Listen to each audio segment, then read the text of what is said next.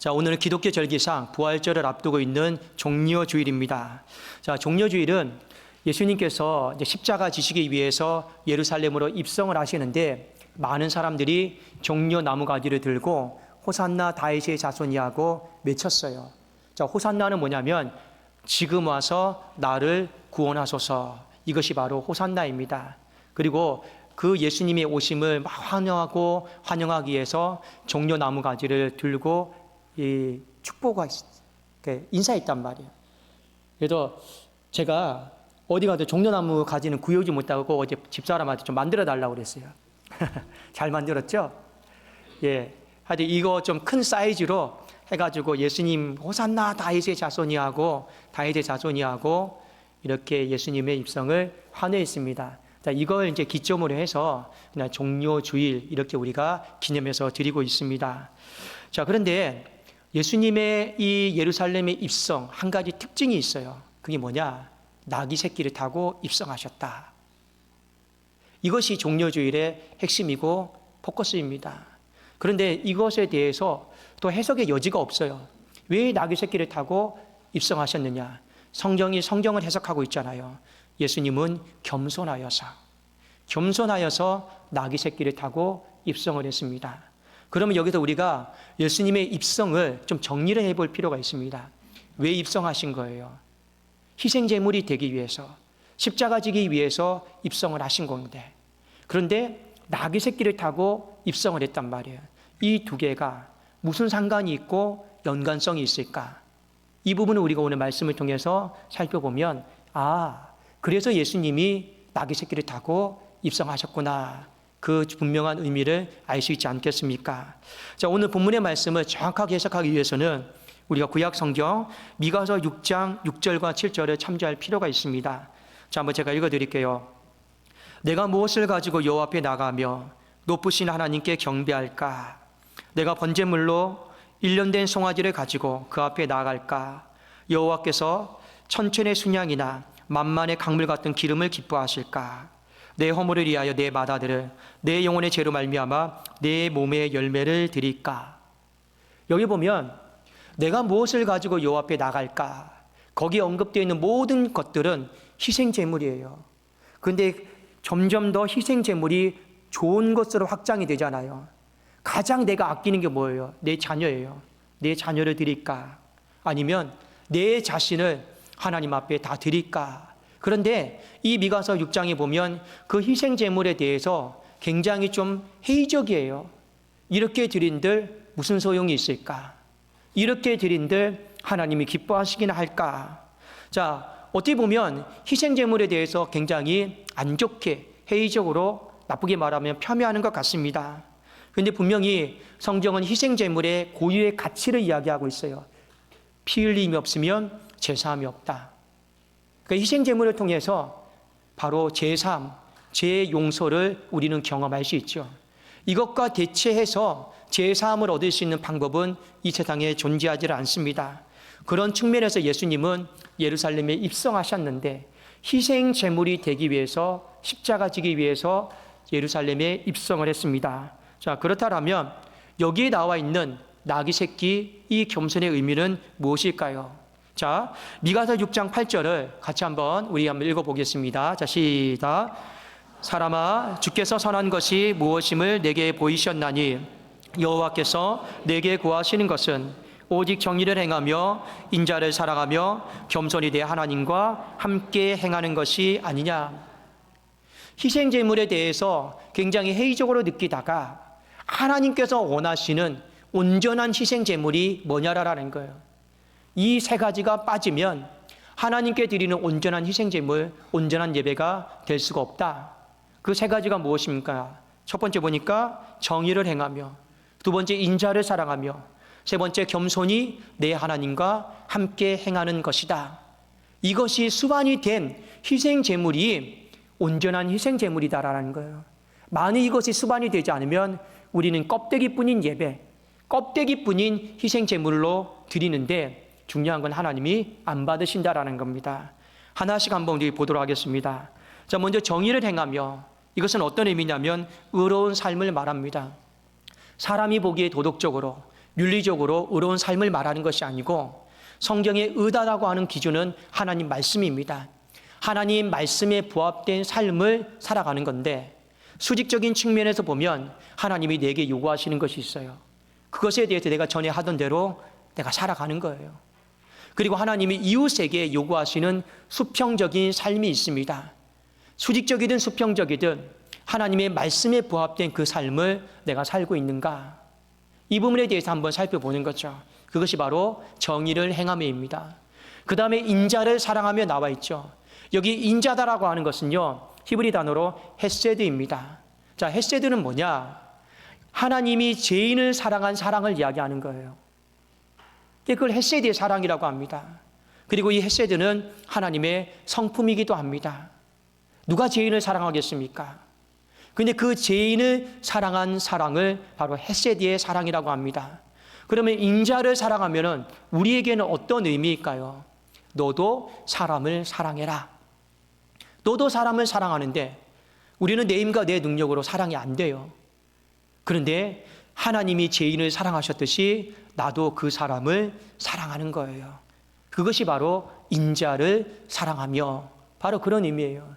그래서 구약 성경에 보면 선지자들은 하나님 앞에 사랑을 받아놓고 내가 누군가를 사랑하지 않을 때 약속 위반이다. 약속을 파기했다. 그렇게 우리를 보는 겁니다. 자, 세 번째는 무엇입니까? 겸손히 내 하나님과 함께 행하는 것이다. 우리는 계속해서 겸손을 훈련받고 있습니다. 겸손은 어디에서부터 시작이 되느냐? 생각에서부터 시작이 돼요. 인간의 관점을 버리고 하나님의 관점을 붙잡으세요. 거기서부터 겸손하냐, 겸손하지 않느냐. 저 못하는데 이게 겸손이 아니에요. 인간의 관점 다 내려놓고 하나님의 관점을 붙잡으면서 내가 따르겠다. 그것이 바로 겸손히 행하는 것입니다. 그리고 성경은 이 세 가지를 언급을 하면서 이것이 수반되지 않는 희생제사는 내가 무엇을 가지고 아무리 기름진 것을 가지고 내 바다들을 내 영혼을 드린다 한들 과연 하나님이 기뻐하실까? 이것에 대해 이야기하고 있어요. 오늘 드려지는 예배도 마찬가지입니다. 이 세 가지가 빠져 있으면 자칫 잘못하면 우리는 예배 드렸다.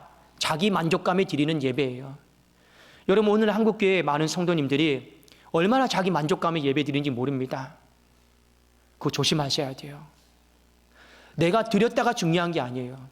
예배에 있어도 가장 중요한 건 하나님이 받으셨다가 중요한 거예요. 근데 우리는 하나님이 내 예배를 받았는지 안 받았는지 모르잖아요. 그런데 알 수 있어요. 성경에 기록이 되어 있습니다. 내가 정의를 행하고 인자를 사랑하고 겸손히 내가 하나님과 동행하고 있는 그 마음 속에서 하나님 앞에 희생제물로 예배를 드리는 거예요. 그 예배가 껍데기가 아니라 바로 속이 꽉 차 있는 알곡의 예배가 아니겠습니까? 자, 그런 측면에서 오늘 예수님이 예루살렘에 희생제물을 드리기 위해서 오늘 입성하셨습니다. 그러면 예수님의 이 희생제물은 온전한 희생제물일까요? 맞습니다. 정의를 행하셨습니다. 공의를 행하셨습니다. 예수님은 하나님이 말씀하신 거 다 순종하셨어요. 그렇죠? 그리고 그 말씀에 부합되어서 사람을 사랑했습니다. 그런데 우리 주님이 사람을 사랑할 때 돈이 많다고 해서 더 기도해 주고 헌금을 안 드린다고 해서 기도 안 해주고 차별이 없었어요. 내 몸에 가락지를 끼고 왔다고 해서 더 한번 눈여겨보고 좀 이렇게 형편없이 입고 왔다고 해서 쳐다보지 않고 그렇게 하신 분이 아닙니다. 인자를 사랑했어요. 그리고 우리 주님이 어디까지 말씀하셨느냐? 여기 있는 내 형제 중에서 지극히 작은 자 하나에게 집중해라. 여러분, 솔직히 우리는 인생을 살아가면서 교회도 마찬가지입니다. 대형교회에 많이 집중해요. 시스템에 많이 집중을 합니다. 좀 화려한 조명에 좀 그 시설이 잘 되어 있는 것, 교육이 잘 되어 있는 것, 또 내 다음 세대를 체계적으로 또 양육할 수 있는 것. 근데 솔직히 그런 건 다 비본질적인 거예요. 진정으로 교회는 어디에 집중해야 됩니까? 사람에게 집중해야 돼요. 어떤 사람요? 지극히 작은 자 하나.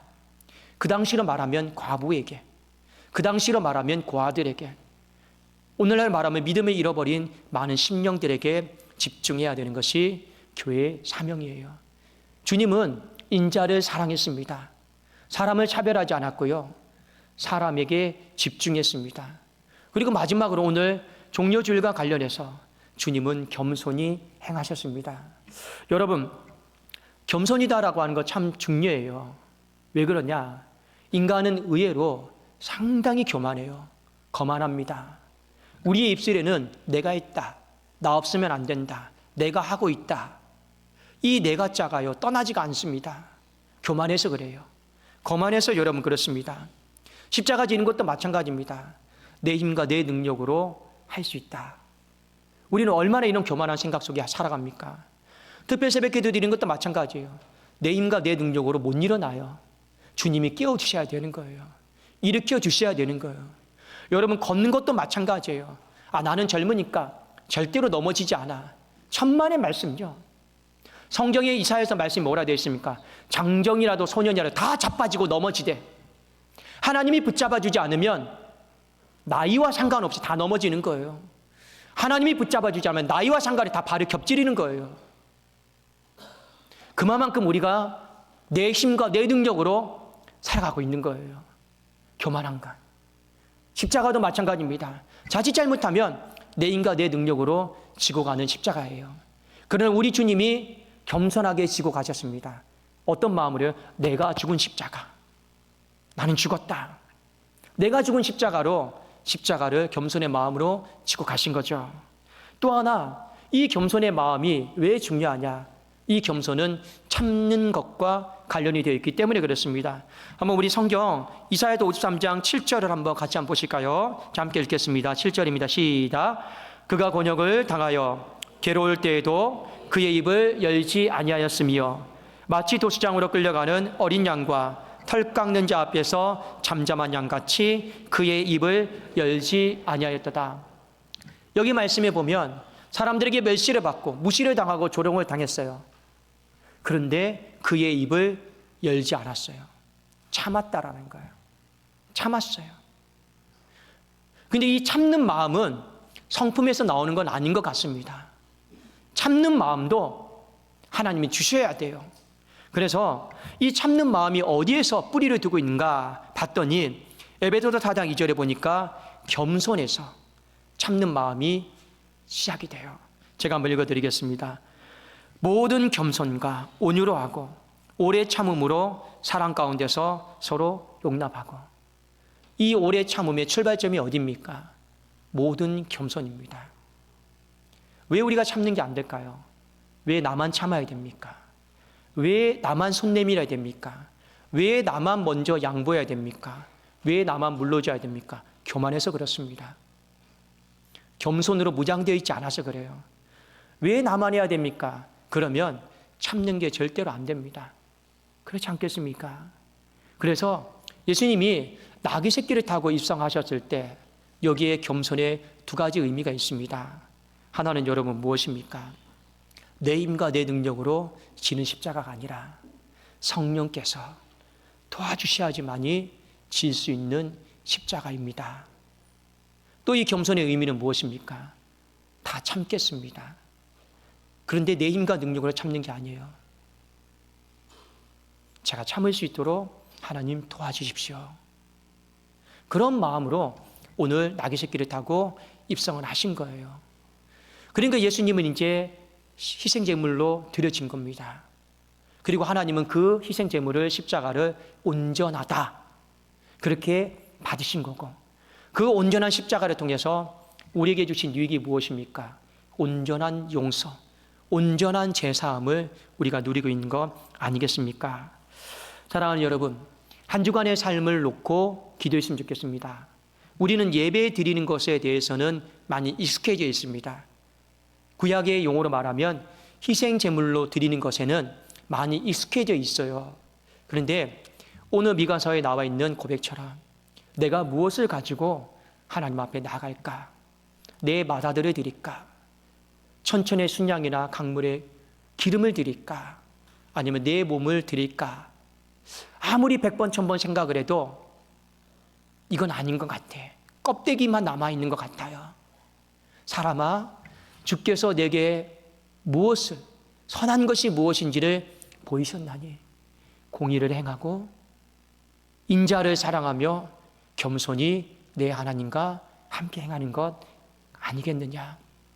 이번 한 주는요, 여러분 지극히 작은 자 하나에게 집중하시고 사람을 사랑하고 사람을 차별하지 말고 그 한 영혼을 위해서 기도할 수 있는 우리 그런 시간이 되기를, 그래도 우리가 부활절에 만났을 때 그 부활의 영광이 어떤 물리적인 그런 영광을 뛰어넘어서 하늘로부터 내려오는 온전한 영광으로 하나님 앞에 올려지는 우리 그렇게 한 주를 잘 준비할 수 있기를 예수 그리스도 이름으로 축복합니다. 기도하겠습니다.